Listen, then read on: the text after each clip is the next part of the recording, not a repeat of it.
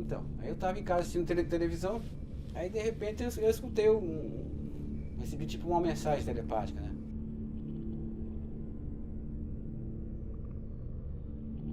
Melodiosa e tão tranquila, parecendo mesmo uma ligação telefônica de quem eu conhecesse.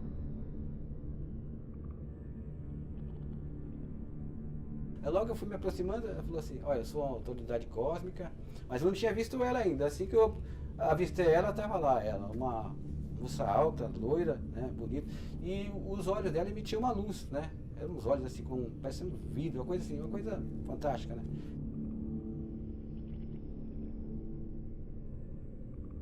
Assim que eu pensei, ela já me respondeu, falou, não, eu vim numa nave e tal, me projetei até aqui onde estou para falar para você que a partir de hoje, por 10 anos você vai ter contato comigo.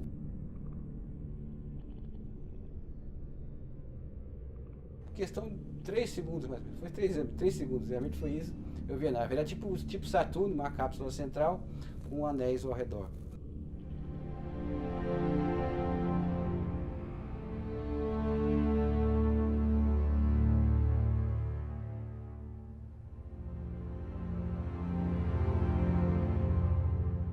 É uma cidade bem tranquila, bem pacata. A gente consegue. A decisão de vir para Peruíbe foi exatamente proporcionar uma qualidade de vida para as nossas crianças.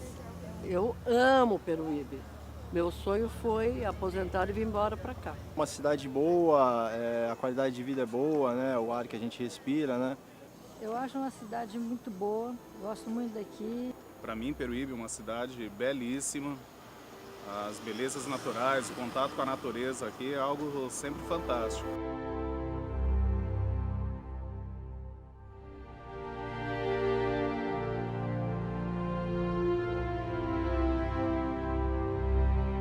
Mas também sempre ouvi falar da mística que envolve Peruíbe.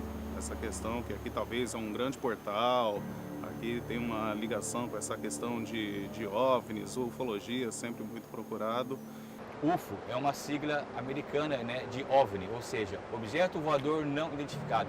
Então tudo aquilo que você não identifica, você chama de OVNI, até que ele seja identificado.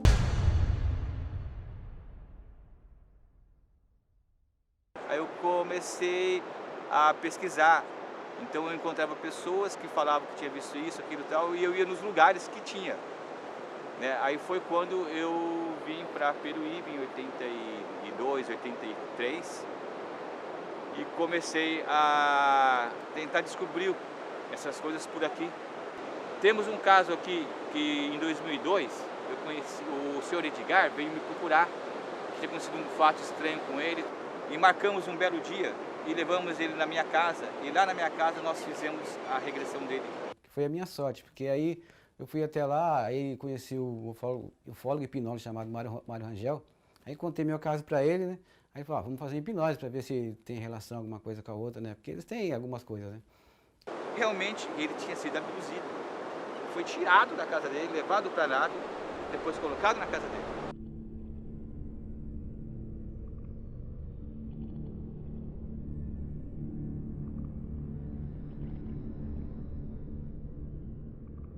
Eu estava chegando em casa por volta de umas 11 horas, mais ou menos.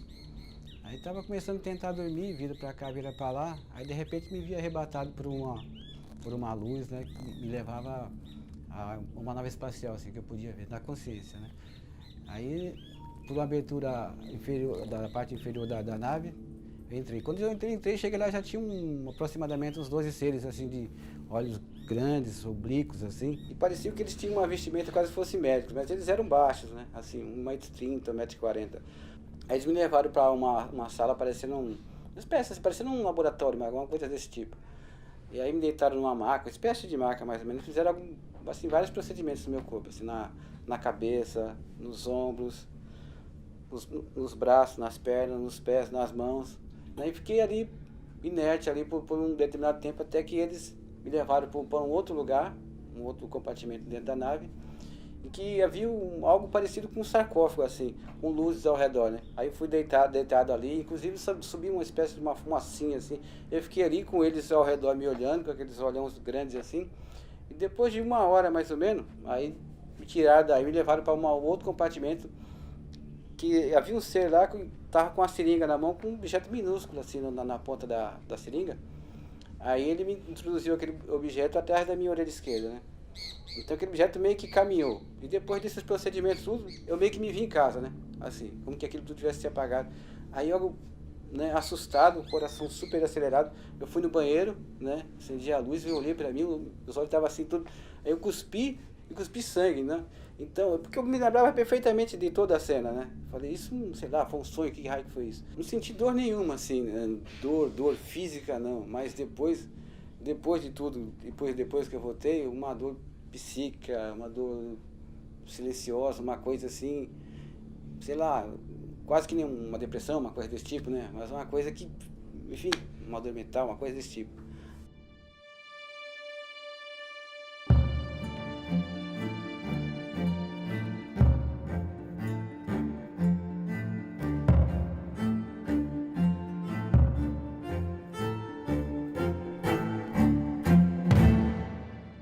Meados de 95, uma base de umas 10 para as 19 horas da noite, nós estávamos de frente à nossa outra casa e eu percebi que acima da nossa montanha da Jureia tinha uma luz muito alta, como se fosse uma torre. Aí me chamou a atenção, como se fosse um poste, mas pela distância e pela altura, aquilo não teria como ser um poste ou uma torre, porque era uma luz muito forte, branca. E aí nisso chamou a atenção minha, da minha família, a gente ficou olhando, e aquela lâmpada, que seria um poste, começou a subir. Aí todo mundo parou, começou a falar, uai, o que está acontecendo? Aquilo chamou a atenção da gente, a gente fez o quê? Parou quem estava na rua, você está vendo? E ela, além de subir, começou a se aproximar. E veio para nossa direção. A gente foi, assim, uma surpresa tão grande que, à medida que ela vinha, aquilo vinha se aumentando. Era de noite. Mesmo assim, a gente conseguia ver.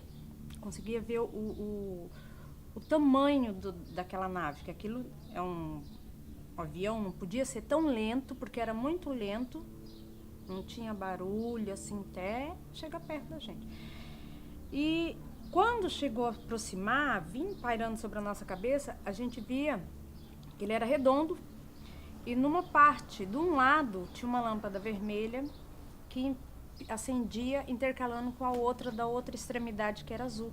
Todos viram, quem estava naquela região, todo mundo viu. Então foi muita gente que viu, não pode falar que foi mentira, porque não foi só um, foram dezenas de pessoas que viram.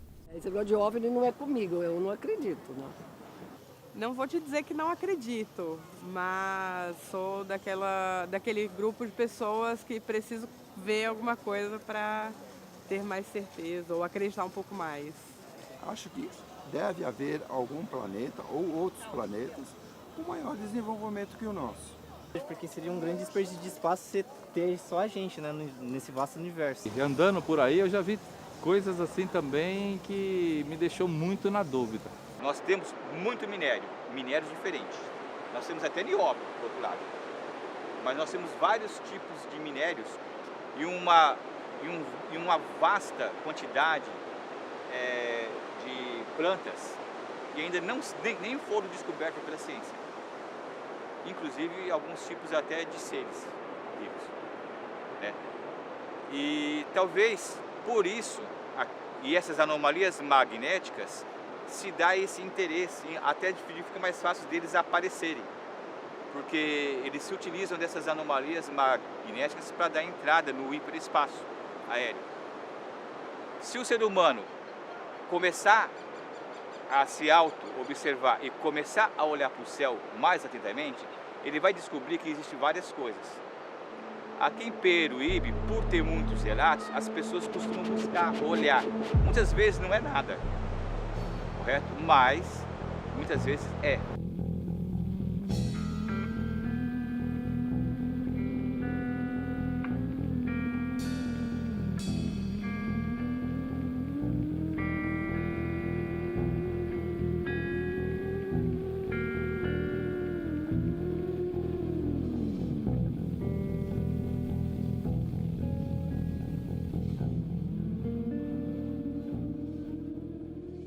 Teria que acontecer, né?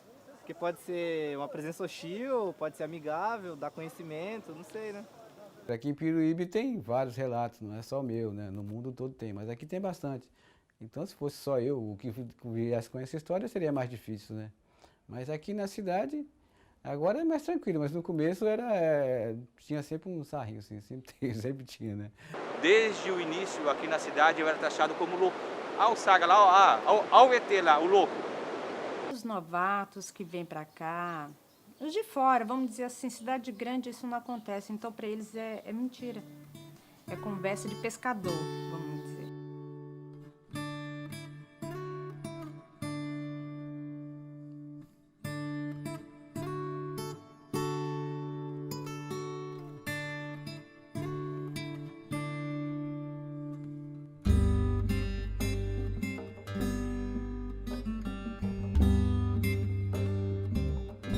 Essas experiências me deu um pouco de, vamos dizer assim, sabedoria. Muitas vezes a gente, imbuído pela ansiedade, pela busca, a gente acaba entrando em certas portas que a gente não está preparado para entrar. Eu achei que isso foi legal, foi até um benefício, porque eu fui me transformando, né? Aos poucos fui me transformando. Porque, né, eu passei a, sei lá, né, entender mais as coisas, né? Esses contatos, tudo, a mente foi abrindo. Agora nós temos uma história a mais para contar, de experiência de vida, mas que mudou nada na nossa vida, não mudou. Só temos algo a mais para contar que realmente nós vimos algo que não é daqui. É que nem ganhar no Mega Sena. Se você ganhar na Mega Sena, você vai se sentir muito especial. Único, vamos dizer assim.